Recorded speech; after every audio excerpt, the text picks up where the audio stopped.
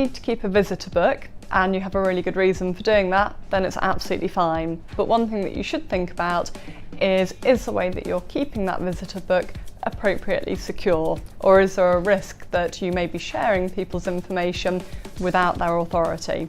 So think about things like having the form of visitor book where you have a tear-off slip per person so that people aren't entering their details below lots of other people's names and addresses. Or possibly think about, can you use new technology to help you, and for example have an iPad that people sign into rather than a physical book. If you want to put up a staff rota within your staff room or in a private area for staff, that is absolutely fine. All of your staff already know each other's names, they probably have a pretty good idea of what their shift patterns are, so you're not telling people anything that they wouldn't already know. The only time when you need to be a little bit cautious possibly is if you're putting the rotas up in an area that the public might see.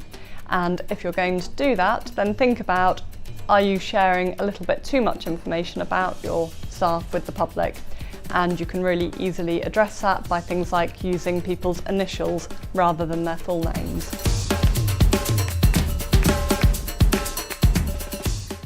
Now, one of the questions that I get a lot is people being very cautious about passing on my details. So I will get a lot of phone calls or emails saying, would you mind very much if I passed your information on to a colleague or a friend or an associate?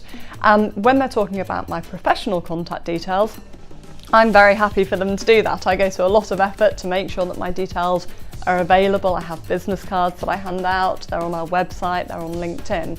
But when it comes to my personal data, I'm a little bit more sensitive about it.